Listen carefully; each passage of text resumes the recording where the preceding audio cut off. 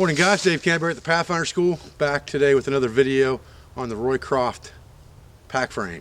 As you can see, I'm wearing that pack frame today, and we're going to take it off in a minute and discuss how to pack that frame.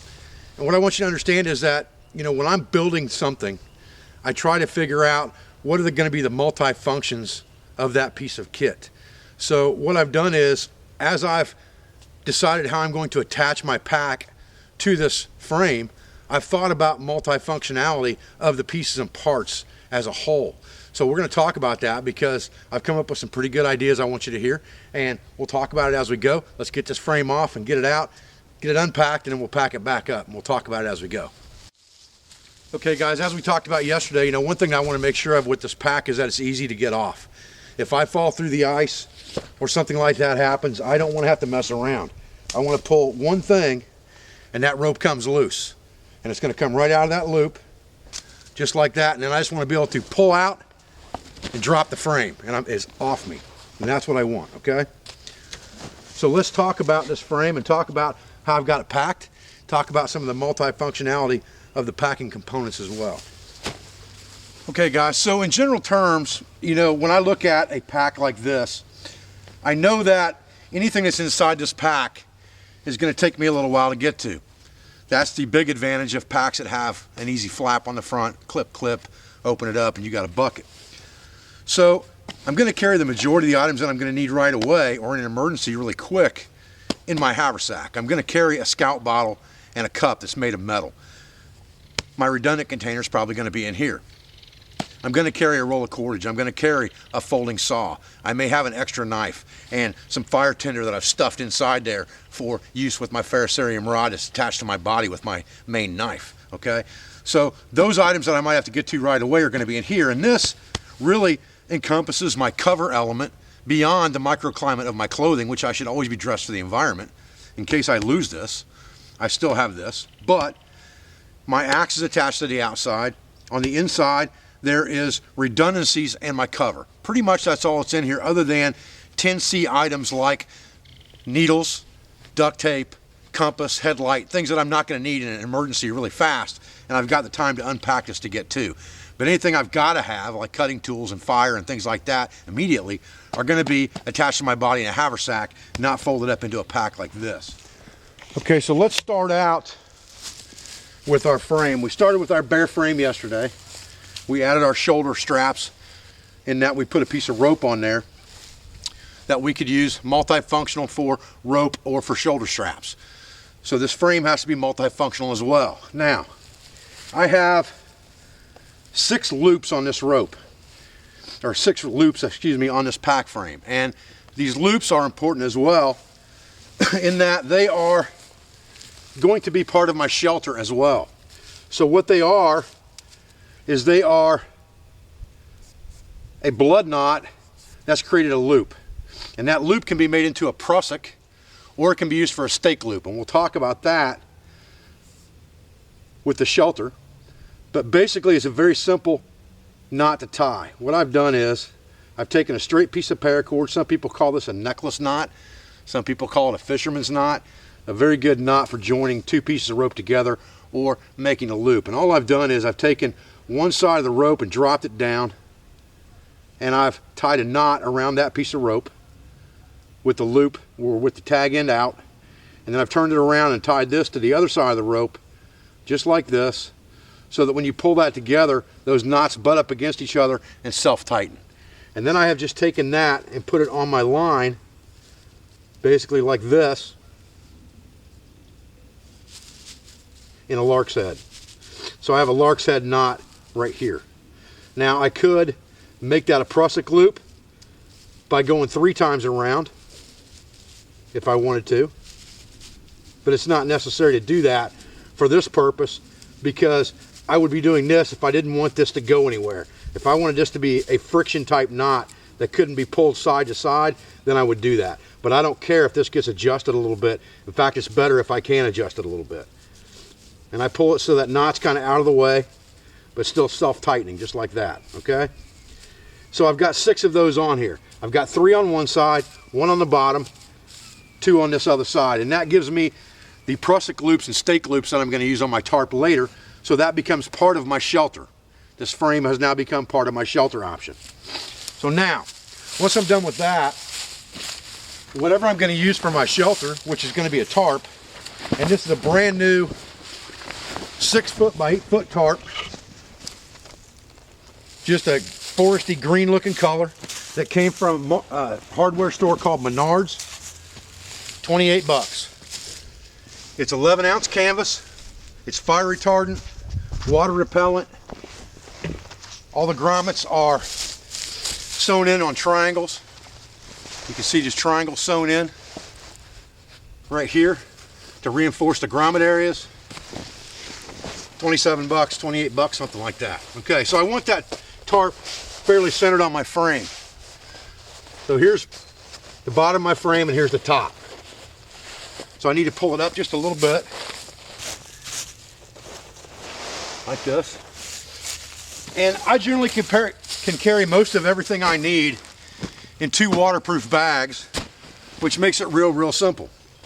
One waterproof bag has an MMS sleep system in it, just the black bag and the Gore-Tex. I've never been known to need anything more than that. And an extra wool sweater. This is my redundant container. The remainder of my 10 Cs and any redundancies of the first 5 Cs are in this bag. So I'm going to roll this sleep system down to the bottom and even it up with the bottom. Drop this right on top of it just like that. Make sure it's even on the frame. Good. Now I'm going to fold this side over, straighten it out.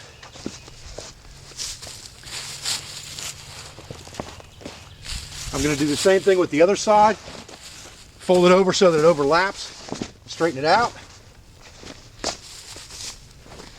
Fold the bottom up completely over the top and turn it at a little bit of an angle. You see how I'm kind of making that like a Christmas package almost, just like this. Okay. And then I'm going to take the top flap and I'm going to roll it down to where when I overlap it, it overlaps straight to the bottom just like that. So I folded it here, tucked it under, and flapped it here. What that gives me is a, for the most part, waterproof shell there's no openings anywhere that water's going to get into. Water will shed off the back of this like it was a pack flap. Okay. The last cordage component of this pack is a 25-foot piece of paracord. Again, this has to be multi-purpose, multi-functional. I've got a very loose overhand knot tied in this end, and that's just going to make it easier later when we're lacing this rope. I'll explain that to you after the fact. But this knot does not have to be tight at all.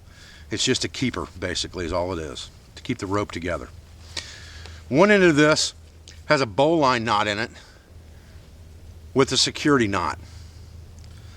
And that's a knot that we haven't talked about. This is a very good end of the line knot for a shelter, so that you have a noose on one end of your line, basically. That's very easy to get undone if you need to get it undone. But that loop will be self-tightening around the tree once you run rope through it. So let's talk about that bowline knot just real fast, okay? We're basically going to take a bite in the rope, just like this. So we have a bite, and we're going to hold that bite. This rope goes up through the loop, like that. Okay, around the back side and back up through the loop. And then when you pull that tight, what you're going to have is a bowline. And you'll know it's right because this tag will be sticking up toward the loop. And then you can just take this tag end, if you've got enough of it, and tie a security knot in it. Really not necessary to do that. I had enough tag the last time, so I did it, but it's not necessary. That's just an extra security if you're really yanking down to keep it from slipping through there, but it's not going to do that. I've never seen one do that yet. So I've got an end of the line bowline on this side. Then what I've done is I've taken this 25-foot piece of paracord, and it's 25 foot because it's my ridge line. Again, it's multi-purpose, okay? And I've evened it up, and then I've just taken somewhere out here and tied a quick overhand knot in it just to keep it in one as one piece of cordage basically, because I'm going to start with the other end when I'm tying off this pack, because now I have a loop.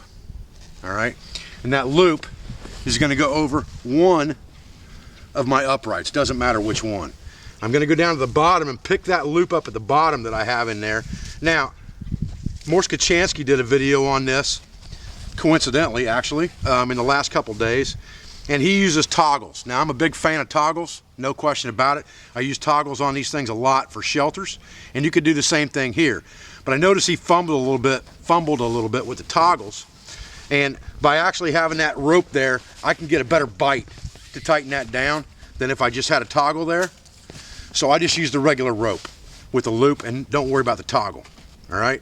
But you could do it either way. Then you're going to come up and you're going to start to lash this in X fashion. You're going to come back around the other upright, just like this.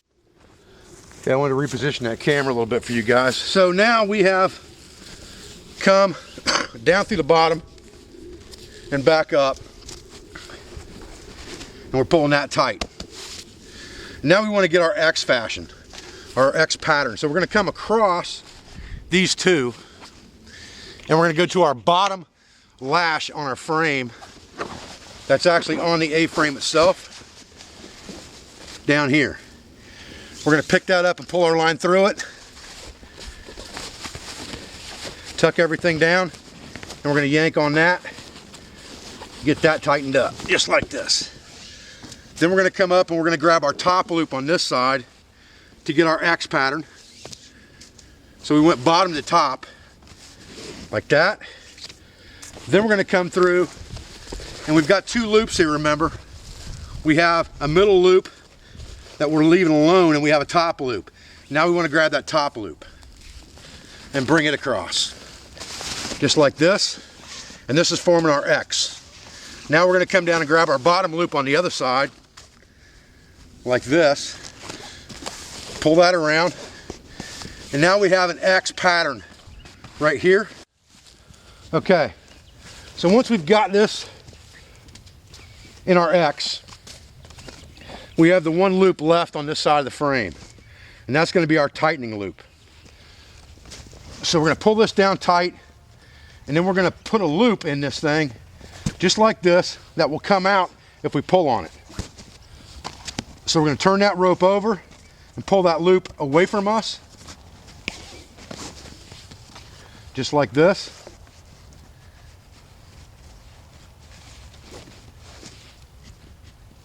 Okay, so when we pull on that thing with another line by putting it through this loop, we're going to put this through here, through this last loop. We're going to come up through here, and that's going to be a trucker's hitch type knot. And we're going to crank that down just like that. And that's going to give us our final security bite right there to make sure this thing doesn't go anywhere. Then we'll just wrap it around all the lines, pull it down tight, right up to our little safety knot there, and then we can just wrap all of this around here and half hitch it, just for security's sake, so it's not hanging all over the place. We can take our axe, tuck it right down underneath all of this stuff, just like this, and we're good. That ain't going anywhere. And we're ready to put that frame on our back at that point. Okay guys, so we'll turn our frame around real quick here, and we're going to go ahead and take these two ropes and feed them through the bottom of the frame, just like we had them to begin with, just like this. We'll feed this one through the bottom. That's just going to make it easier when we put it on. All that's going to do. Then we can pick it up and throw it over our shoulder, just like we did yesterday. All right. We'll pick up the first loop and pull it around. Then we'll reach around and grab our other piece of rope.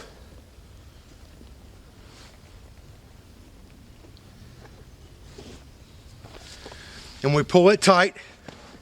We're going to lift that pack up on our, right on our lumbar where it belongs.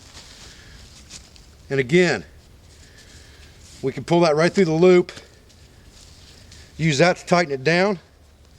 make ourselves a slip knot just like we did yesterday. Get my flannel shirt out of the way here. Now we have a quick release knot. If we want to tighten it up a little bit, we can. It's not a big deal. I like it just a little bit loose. It lets that pack ride just a little bit below my belt. If that lumbar bar rides on your belt, it tends to feel like it's pushing your pants down. So I like to have that thing ride just below belt level on my pants. Then all I'm going to do is grab my haversack and my hat, put my haversack on. So I got the emergency items right there. Pick my hat up off the ground here.